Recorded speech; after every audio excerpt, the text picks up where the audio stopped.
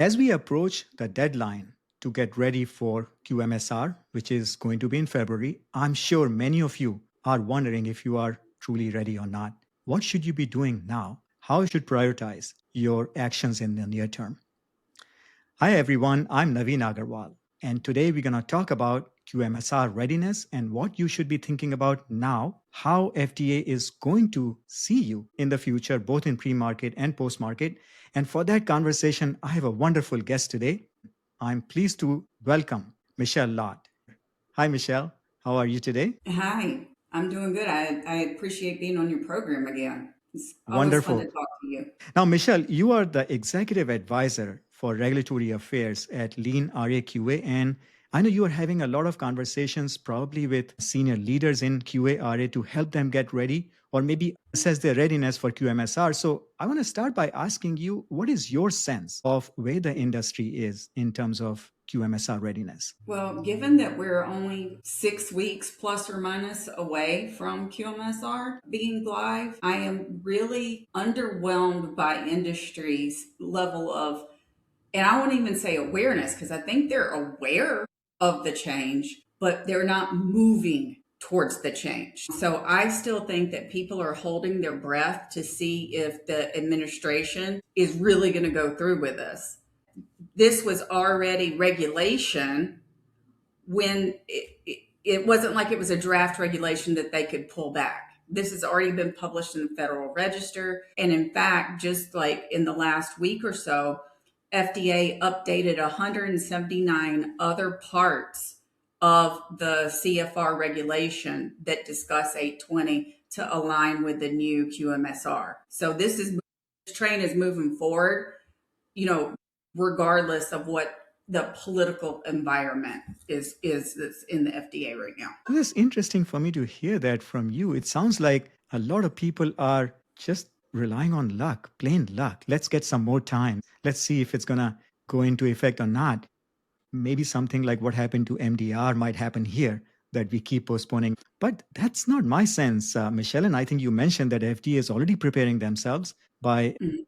modifying their regulatory framework to now refer to QMSR. Tell us a little bit more about how we can sort of influence our peers in the industry to take this really seriously and not count on just pure luck. Shoot, if I knew that, Naveen, I would have sold a ton of my QMSR classes of how to prepare. So yeah, I just think, you can't hold your breath and wait anymore because maybe if you have an ISO 1345 certification, you're going to be more ready than somebody that is not fully 1345 compliant. So I think that those are the people where if you're going to catch somebody's hair on fire, those are the ones that need to like, you don't have 6 weeks is not a long time to make the changes that you need. Maybe if you're 1345, there's only a handful of major things you're going to have to update. So you probably have plenty of time. So just apply a risk-based approach to Mhm, your mhm. own self about where you are in making that transition. Yeah, we'll talk more about that. So, Michelle, you see this across the board, whether they are ISO 1345 certified or not. You see maybe a not as much urgency as you would expect them to have. Is that kind of a fair statement? Definitely the people that are in the US market only without that 1345, I think are the ones that are really hurting and are really going to be hurting. And I think the ones that already have a 1345 and a certificate and are already used to that mindset, then yeah, maybe it's only a few administrative changes to their procedures to be compliant, Mhm. so that they're not nearly as at much risk of the potential inspection being a really big deal. And maybe a lot of people are counting on the fact that, perhaps FDA is not going to show up right on, 3rd of Hmm. February on their door and start inspecting them to QMSR. Maybe they'll have a little bit more time, maybe some kind of a grace period. I don't think they have announced that at all officially that there'll be any grace period. Well, they officially announced when they launched QMSR, in 2024, that February 2nd, 2026 would be a drop dead date effectively, and that they will be conducting audits effective February 3rd in QMSR. So they've already said this 2 years we're giving you, that is your grace period. So get ready. Get ready. So let's talk about that in just a moment. But I have a feeling that those who go to FDA after QMSR comes into effect for pre market submissions might be impacted a lot more than where FDA shows up for an inspection. And I say that because, as we know, recently FDA came out with their draft guidance where they have specified the expectations for QMSR related information to be included in a PMA submission, right? So they're already giving us a signal that, hey, if you're coming to us with a new submission, we do expect this type of information. So let's talk a little bit more about that.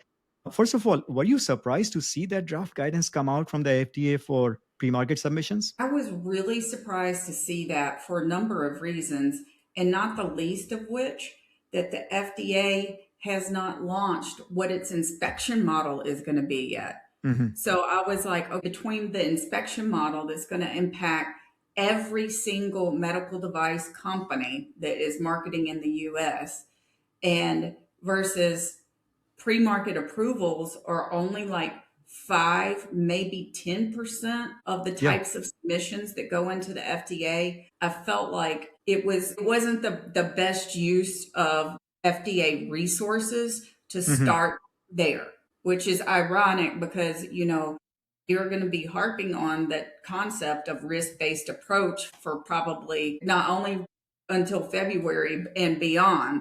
Mm-hmm. So to me, the FDA didn't use a risk-based approach in choosing where to start explaining its expectations. Now that you say that, it makes a lot of sense to me because aren't they under this 10-to-1 rule that for every new guidance or regulation they come out, they have to throw away 10?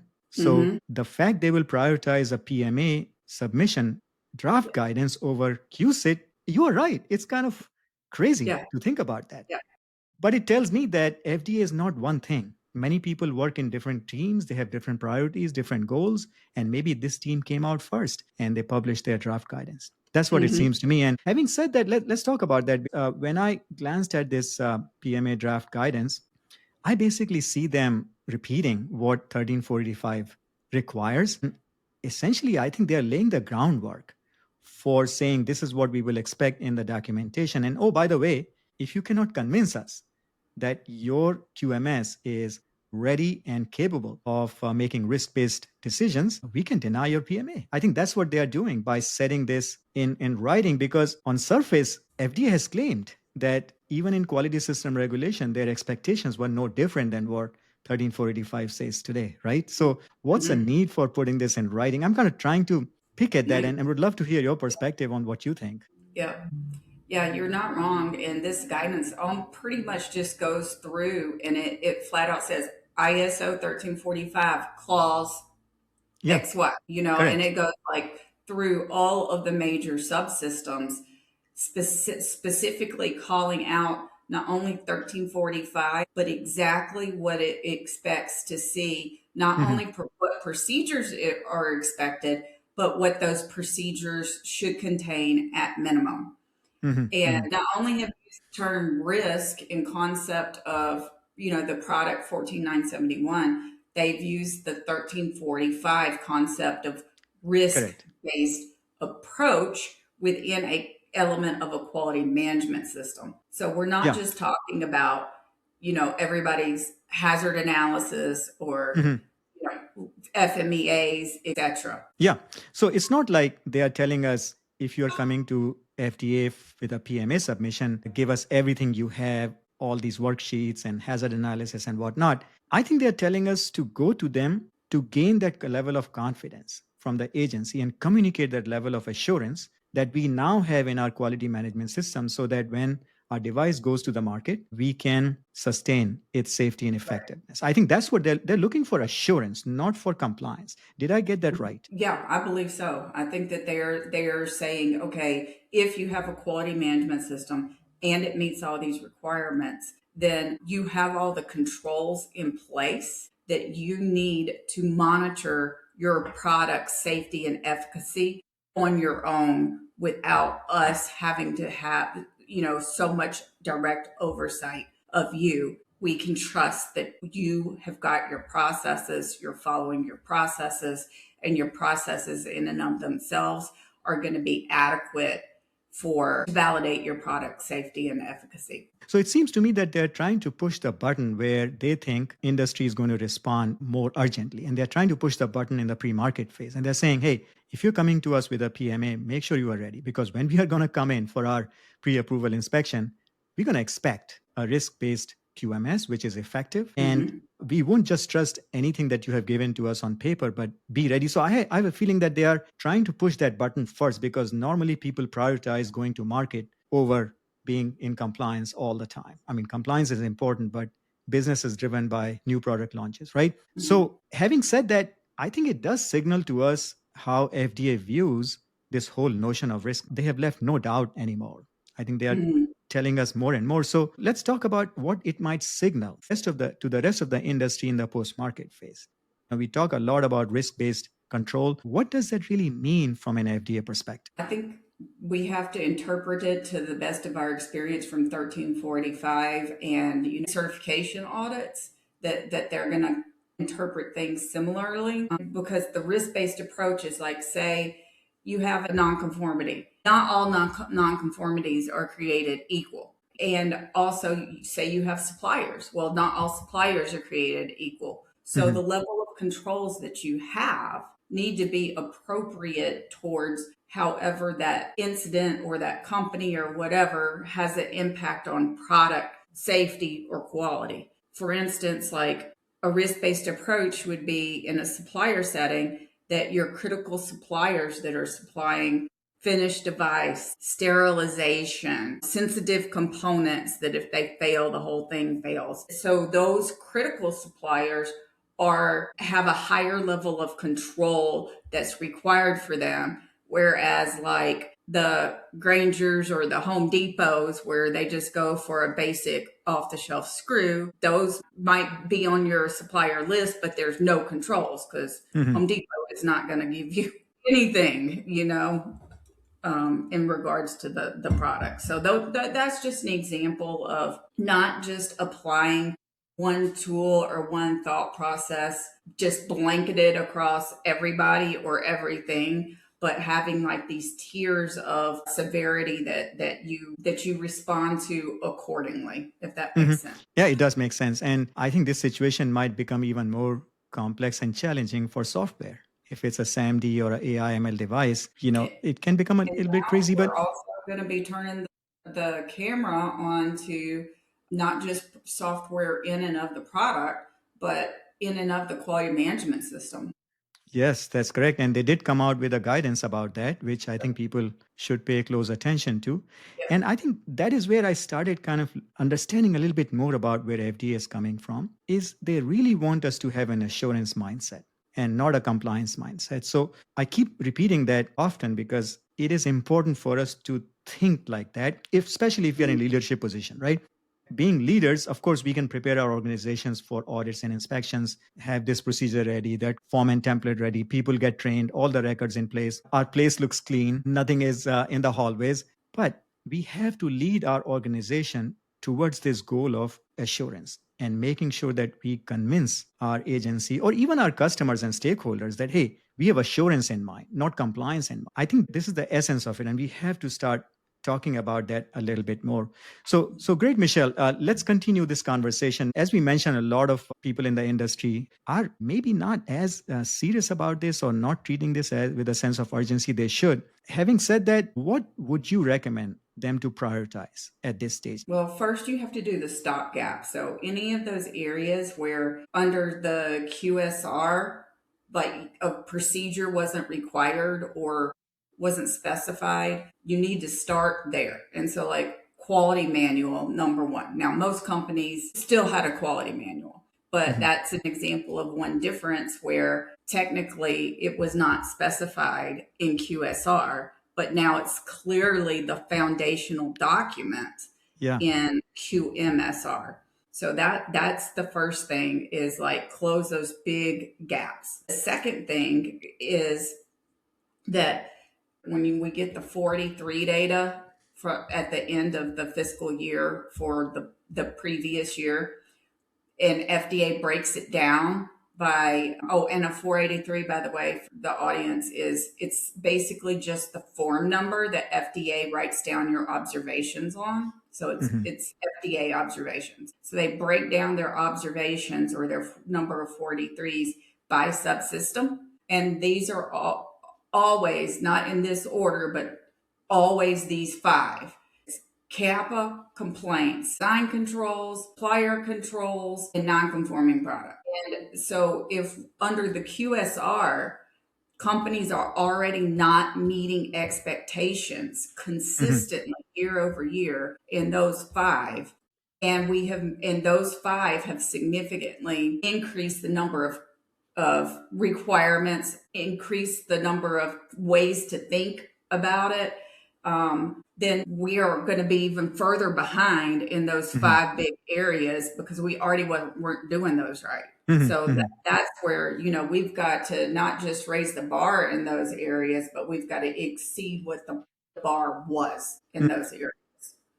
Oh, that's a very nice way of breaking it down and helping people prioritize. It'll be important for folks to understand that they are not isolated processes. They are not standalone processes. They are connected.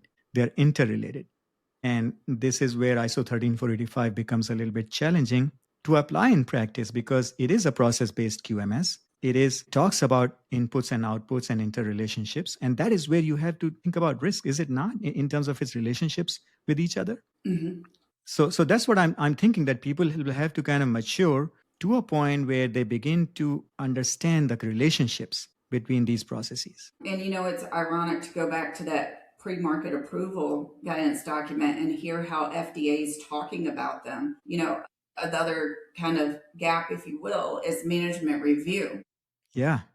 Review, FDA has never had purview to, but now underneath the QMSR, they can look at your management review. And that was one area that they specifically added to this PMA document is, hey, you do have to turn in your management review, not only your procedure, but we want a clear idea of your inputs and where they're coming from and how they're related to your outputs. And we need all of that described, not only in your procedure, but in like a detailed, like executive summary within the PMA. Mhm. So yeah, they are going to be specifically looking within each subsystem for what the input to that subsystem is. And then you've got that kicker of the analysis of data that Mhm. goes Mhm. with pretty much every other subsystem that FDA is going to expect to see those things kind of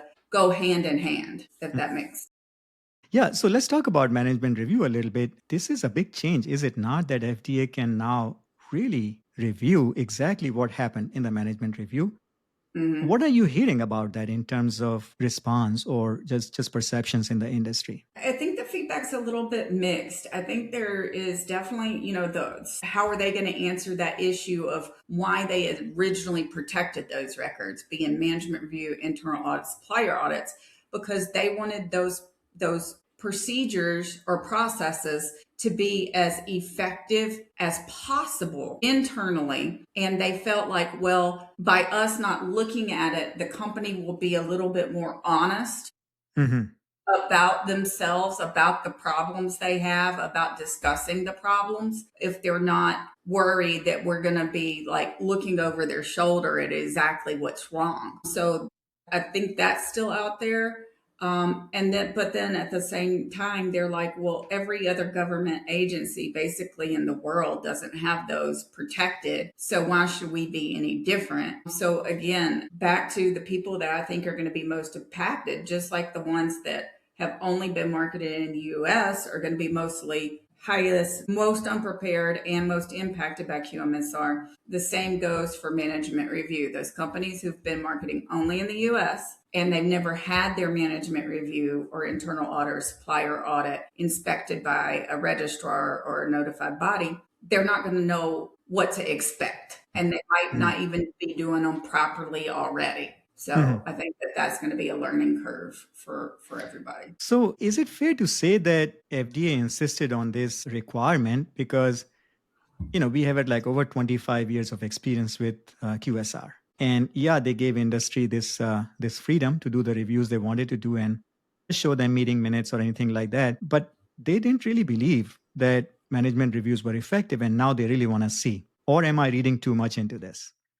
No, I think that they're going to use the management review, and if they look across your other subsystems and they feel that either they're not feeding them or you're not identifying problems out of them, then that's where the breakdown's going to be. They're going to go to top management, that Mhm. management with executive responsibility, and you're going to get probably an observation against that subsystem and an observation against the subsystem where they felt like that breakdown should have been discussed.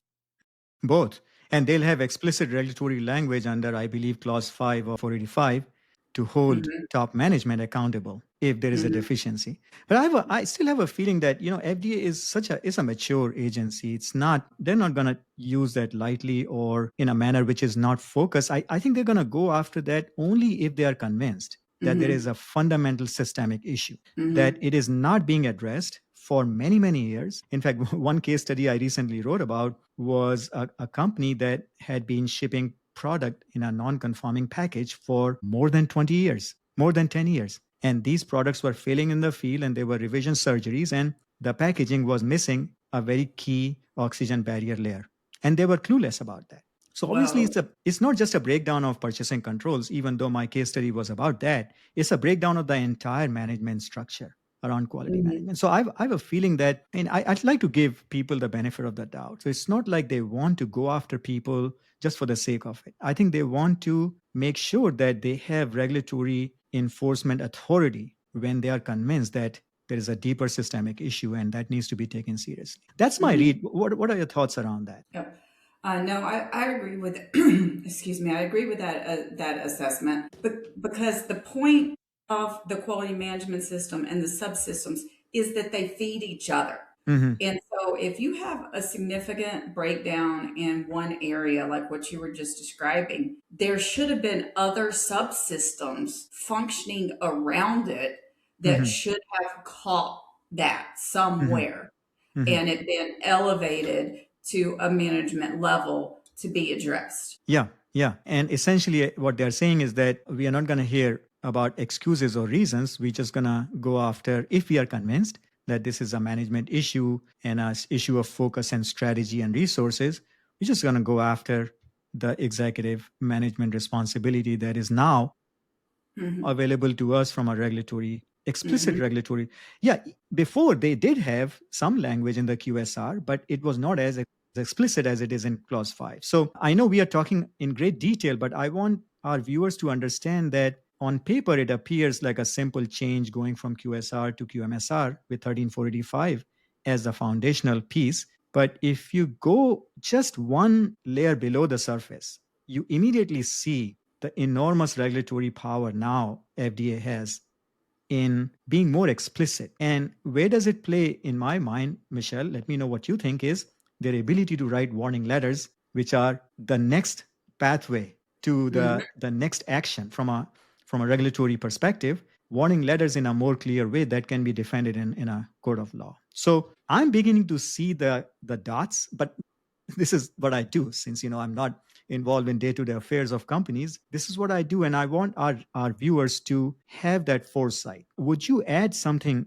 to that perspective, or you have a different opinion about it? Well, for anybody else that missed our previous discussion on your podcast, one of the example, the case study we looked at there, that warning letter specifically called out 13485 and 14971. And it Mhm. was very clear that the inspector understood both of those in great detail. And so I think that the 1345 is just one piece of the expectation puzzle, and that if you really want to know like what that warning letter, what those expectations are going to look like of things that get escalated, it's I think we're going to see more things that are specific. ISO clause this, 14971 concept that, and we really need to align wording, expectations, and whatnot to the whole ecosystem of standards around 1345, even though they're not, quote, codified. Yeah, yeah. And we will give a link to that conversation, Michelle. I distinctly remember it was fascinating. We'll give a link to that in the show notes here. The key difference to note and emphasize here is that, yes, they could write that before in the warning letter, but that was not the finding. That was the evidence that they used to support the finding. The finding was your procedure is inadequate. Yep. That's the language they could use because that's the language of QSR. But now they're Well, going to yeah, use the language that your XYZ process is not following a risk based control because of this clause. That's a very very different finding. nearly every warning letter I read starts with both your response was inadequate, Yes. number one, and then number two, your procedure is still inadequate Yes. because your response was inadequate. Correct. So I think we're just going to have more, like you said, clear articulate about what was inadequate rather than kind of a broad statement. Wonderful. So, Michelle, I know we have raised a lot of concerns here. Let's end on a little bit of a positive and promising note. And personally, I think that this is where our colleagues in the QA/RA profession can play a huge role in the future. What are your thoughts about that, and how we can motivate them to see their role as bigger than what they might be doing right now? Well, I think it gets back to top management. Now, top management are going to be held not only more accountable, but it will be more visible if they miss something. So you really have to position yourself and articulate that you are a part of the solution here. In fact, you're part of the prevention program Mhm. where you have to just say, hey, not only am I just doing my job here, but I'm helping you do your job in a way where you're not going to end up in a warning letter, Mhm. you know? Mhm. Mhm. So I think that becoming a partner instead of a necessary evil, just Mhm.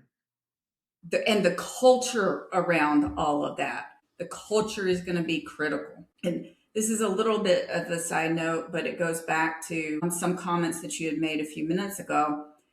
Where the FDA is looking now for assurance more than compliance. They even have it's a VIP program. The whole thing is about the company culture Mhm. around quality. How is the company talking about quality? How is the company embedded quality? And they have a whole maturity model Mhm. for that described. So I think that we can see the FDA is probably going to start pushing more on that Mhm. culture program Mhm. as while when the 1345 and all these additional requirements they expect, yeah, like you said, more than compliance. Yeah. They speak Yeah. that they think that is minimum. That's minimum. Minimum is your Yeah. compliance, but minimum is not going to sustain in this regulatory environment a system that ensures the safety, the ongoing safety and efficacy of your products. Yeah, I'm so glad you mentioned that, Michelle, and we'll give a link to the VIP program. It was part of the case for quality initiative from the FDA. A lot of good work was done. We'll give a link to that in the show notes. Michelle, Mhm. thank you so much for your insights today. As we close, do you have any final parting thoughts? Yep. So I saw these things coming when the FDA first announced QSIT. So I've created like classes around QSIT itself, but then classes around all five of those biggest hitters for the existing 43. So if you guys are lost or Mhm. wondering where to start and need help, check those out, and those will get you caught up to the game at least. Great, Michelle. Thank you for being such a great resource for our industry. I encourage everybody to go check out Lean RAQA website, follow Michelle on LinkedIn. One of the most wonderful things that I admire about you is that you don't sugarcoat your message, but you deliver it with great empathy and your signature humor. And that allows us to relate with you and see you as the thought leader you are in this space. So I really encourage everybody to go check it out. We'll give links in the show notes, and I hope you will benefit from that. Michelle, what a wonderful, delightful conversation once again with you. I learn a lot from you every time we speak. I wish you all the best in the coming year, and thank you once again.